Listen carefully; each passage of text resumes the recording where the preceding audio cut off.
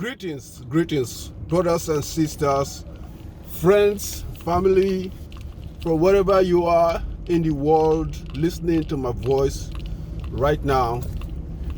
My name is Toikumo Pete Sophia.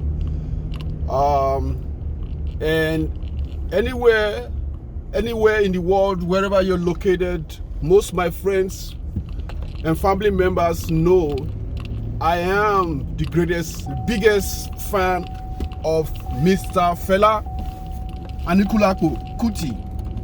I am the biggest fan in the whole world. Everybody knows that.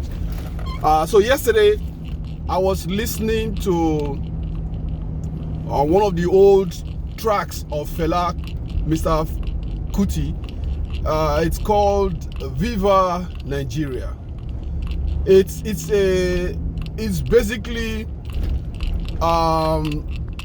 if you're a Fela fan, you know that song. It's basically Fela was making a statement talking about why Nigeria should not break up. It was immediately after the Biafran War, giving reasons why Nigeria should not break up, that war is not the answer. I basically understand, and I get that. I understand it. We love Africa, okay? But Fela back then probably did not know the reason why Nigeria was created.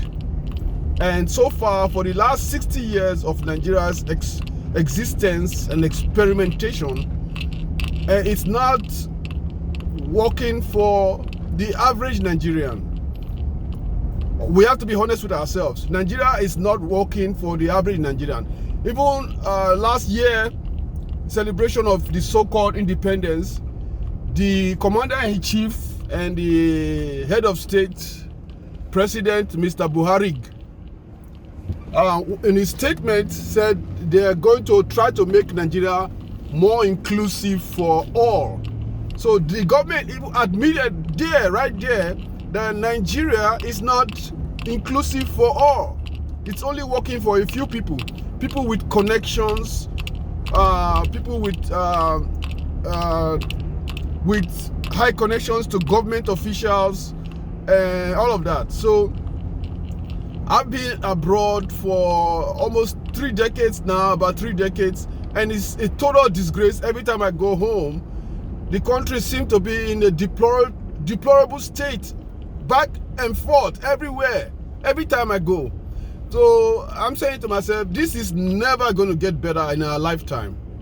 And 60 years is a long time for a person to be a fool. I mean, the intellectual people say a fool at 40 is a fool forever. But once you get to 60 years, that means you're 20 years over being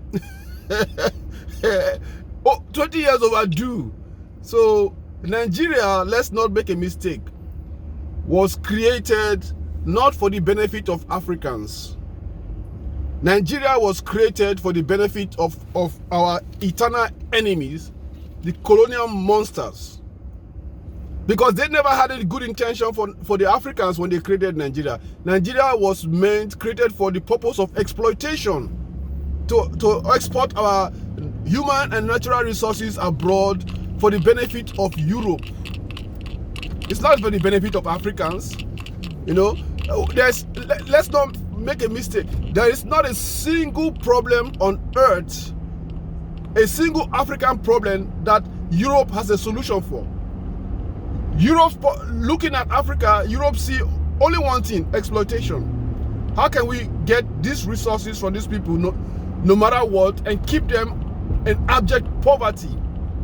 And every time we have a well-meaning African that rise up trying to look out for the interests of the African people, somehow Europe and their allies find a way to get rid of the African, the leader. It happened to Patrice Lumumba.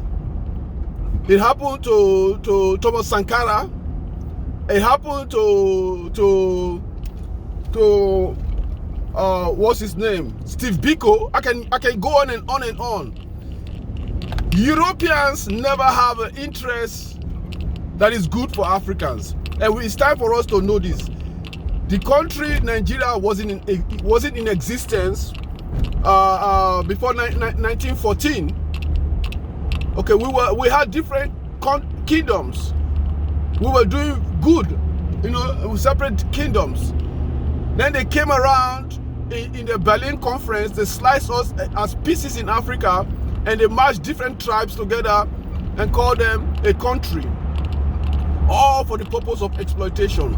Now, we don't have any obligation to hold on to Nigeria.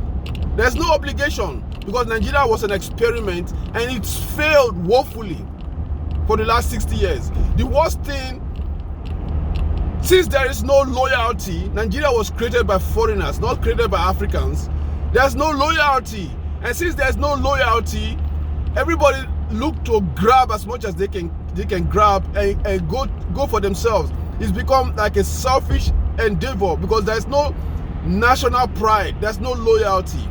And most of the leaders, I call them executives, most of them, when they're caught embezzling funds and putting money in foreign bank accounts, when they are caught, they pretend that they are sick or something happened to them, and then they get the sympathy of so-called Nigerians. And they don't face the consequence of the law. Everything is upside down in the country, and it's a shame. It's not the way for civilized people to live.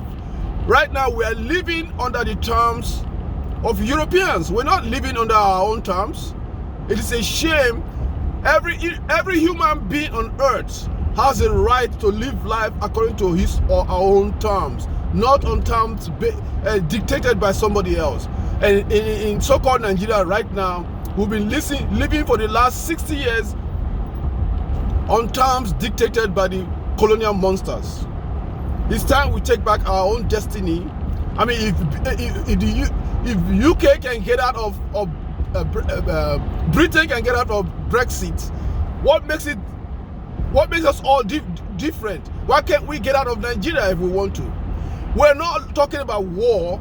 We're not looking for fighting or bloodshed. We just want to exit our own separate ways to the way that we were before as Africans, ruling our own destiny.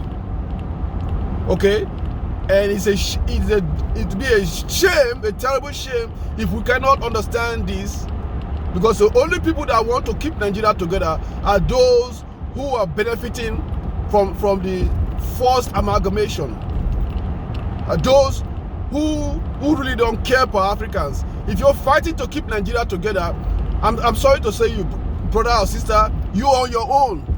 You're working with the colonial monsters to keep your people in abject poverty. So that's what I'm saying.